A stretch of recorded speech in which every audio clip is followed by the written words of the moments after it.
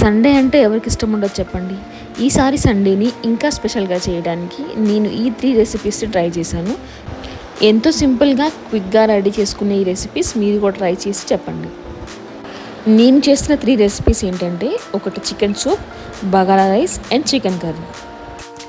నేను తీసుకున్న chicken quantities ఇలా ఉన్నాయి. ఈ పెద్ద బౌల్లో ఉన్న చికెన్ని నేను చికెన్ కర్రీ కోసం యూజ్ చేస్తున్నాను, అండ్ చిన్న బౌల్లో ఉన్న చికెన్ని చికెన్ సూప్ కోసం యూజ్ చేస్తున్నాను. అండ్ ఆల్రెడీ నేను రైస్ని వాష్ చేసి పక్కన పెట్టుకున్నాను. ఈ 3 రెసిపీస్ కోసం ఫ్రెష్గా జింజర్ గార్లిక్ పేస్ట్ని గ్రైండ్ చేసి పక్కన పెట్టుకున్నాను. ఫస్ట్ రెసిపీ బగారా రైస్ చూద్దాము ఎలా చేస్తామో. బగారా రైస్ కోసం నేను ముందుగా ఆనియన్స్, పచ్చిమిర్చి అండ్ బగారా దినుసులు అన్నీ రెడీగా పెట్టుకున్నాను. ఒక కడాయి తీసుకొని అందులో ఆయిల్ వేసి బగారా దినుసులు అన్నీ మంచిగా వేగించుకోవాలి. దాని తర్వాత మనం కట్ చేసి పెట్టుకున్న ఆనియన్స్, పచ్చిమిర్చి కూడా వేసుకోవాలి. అవి మగ్గిన తర్వాత ఫ్రెష్గా దంచుకున్న జింజర్ గార్లిక్ పేస్ట్ కూడా వేసుకోండి. వీటన్నిటిని మంచిగా కలిపి కొంచెం సాఫ్ట్ అయ్యేదాకా వదిలేయండి. బగారా రైస్ మంచి స్పైస్ఫుల్గా రావాలంటే ఫ్రెష్ జింజర్ గార్లిక్ పేస్ట్ని యూజ్ చేయండి. ఇవన్నీ తొందరగా సాఫ్ట్ అవ్వడానికి ఇక్కడ నేను కొంచెం సాల్ట్ కూడా యాడ్ చేస్తున్నాను.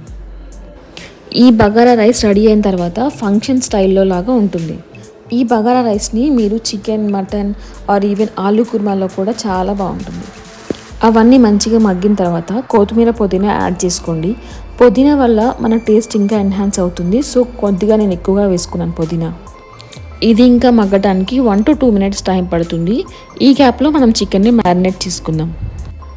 ఇందాక చెప్పినట్టు ఈ పెద్ద బౌల్ ఆఫ్ చికెన్ని నేను చికెన్ కర్రీ కోసం యూజ్ చేస్తున్నాను. ఫస్ట్ జింజర్ గార్లిక్ పేస్ట్ వేసుకోండి. ఇందాక చెప్పినట్టు ఓన్లీ నేను ఫ్రెష్గా గ్రైండ్ చేసుకున్న జింజర్ గార్లిక్ పేస్ట్ని యూజ్ చేస్తున్నాను. అండ్ కొంచెం పసుపు కూడా యాడ్ చేసుకోండి. అండ్ ఫాలోడ్ బై కారం కూడా.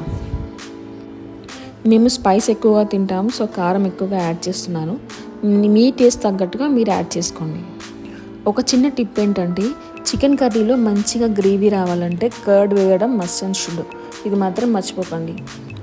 వీటన్నిటిని మంచిగా కలుపుకోవాలి. మంచిగా కలుపుకున్న తర్వాత దీనిపైన ఒక మూత పెట్టేసి ఒక 15 to 30 minutes అలా వదిలేయండి.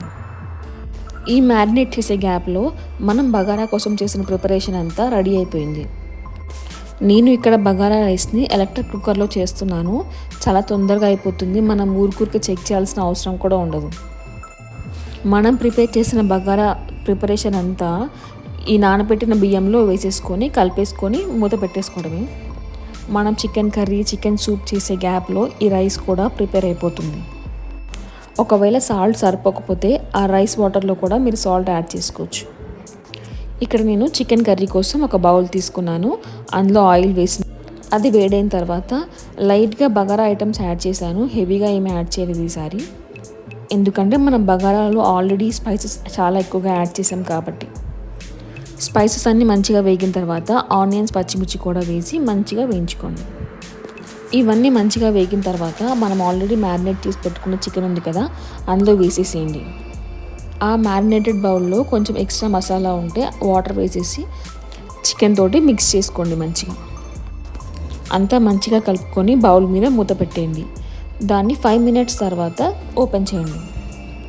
స్టవ్ని మీడియం ఫ్లేమ్లో పెట్టుకొని ఉడికించుకోండి. నేను నా కిచెన్లో అల్యూమినియంని చాలా అవాయిడ్ చేయడానికి ట్రై చేస్తున్నాను. ఇంకా స్టిల్ కొన్ని గిన్నెలు ఉన్నాయి, వాటన్నిటిని తొందరలో రిప్లేస్ చేయాలని చూస్తున్నాను. ఒక 5 to 10 minutes తర్వాత మీకు ఎక్స్ట్రాగా ఏమన్నా సూప్ కావాలి అనుకుంటే కొంచెం వాటర్ యాడ్ చేయండి. దాంతోపాటు కొత్తిమీర కూడా యాడ్ చేయండి. మళ్ళీ మూత పెట్టి చికెన్ని ఒక 15 minutes అలా ఉడికించిన తర్వాత చికెన్లోకి సాల్ట్ని యాడ్ చేసుకోండి. చికెన్ ఒక 50% కుక్ అయిన తర్వాతనే సాల్ట్ యాడ్ చేసుకోండి, లేకపోతే సరిగ్గా కుక్ అవ్వదు.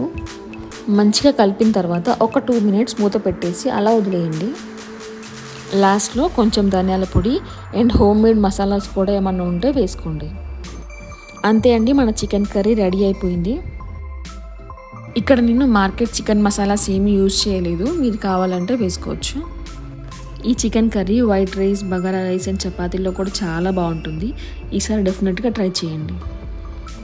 నెక్స్ట్ మనం చికెన్ సూప్ కూడా చేస్తున్నామని చెప్పాను కదా, ఆ చికెన్ సూప్ కోసం నేను మిక్సర్లోకి పచ్చిమిర్చి, ఆనియన్స్, కొత్తిమీర, పెప్పర్ కొంచెం యాడ్ చేసి పెట్టుకున్నాను. వాటిని గ్రైండ్ చేసి పక్కన పెట్టుకోండి. మనం సూప్ని ఈజీగా చేసుకోవడానికి ఇక్కడ నేను కుక్కర్ యూజ్ చేస్తున్నాను. కుక్కర్లో ఆయిల్ వేసి కొంచెం మసాలా దినుసులు యాడ్ చేయండి. అండ్ ఇందాక పక్కన పెట్టుకున్న కొంచెం చికెన్ని అందులో యాడ్ చేయండి. అందులోకి కొంచెం జింజర్ గార్లిక్ పేస్ట్ కూడా వేసి కలర్ మారేంత వరకు ఉంచండి. దాని తర్వాత మనం మిక్సీ పట్టుకున్నాం కదా గ్రీన్ పేస్ట్, దాన్ని కూడా ఇందులో వేసి మంచిగా కలుపుకోండి. ఒక 3-4 మినిట్స్ తర్వాత అందులోకి సాల్ట్ కూడా యాడ్ చేసుకోండి. ఏ సూప్ అయినా అందులోకి మనం కారం యాడ్ చేసుకోకూడదు.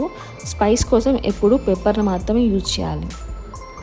ఇది మంచిగా ఉడికిన తర్వాత దీంట్లోకి మీకు కావాల్సిన వాటర్ని యాడ్ చేసుకోండి. సూప్లోకి వాటర్ ఎక్కువగానే పడతాయి, సో ఎక్కువ వాటర్ యూజ్ చేయండి. దాని తర్వాత కుక్కర్కి మూత పెట్టేసి ఒక 3 విజిల్స్ వచ్చేదాకా వదిలేయండి. దాని తర్వాత కుక్కర్ మూత తీస్తే ఈ కన్సిస్టెన్సీలో ఉంటుంది.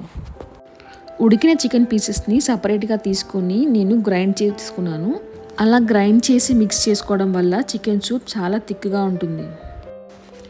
అలా ఒక 2-3 మినిట్స్ బాయిల్ అయిన తర్వాత దాంట్లోకి లెమన్ జ్యూస్ కూడా యాడ్ చేసుకోండి. అంతే అండి, మన చికెన్ సూప్ కూడా రెడీ అయిపోయింది.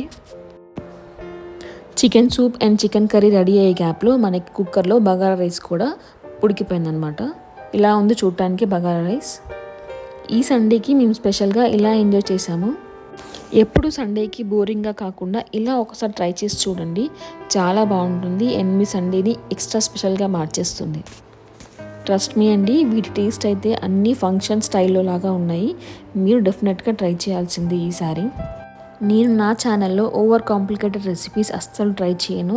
Because I'm a very common women. అన్నీ సింపుల్గానే చేయడానికి ట్రై చేస్తాను. నా ఛానల్ని సబ్స్క్రైబ్ చేసుకోండి ప్లీజ్.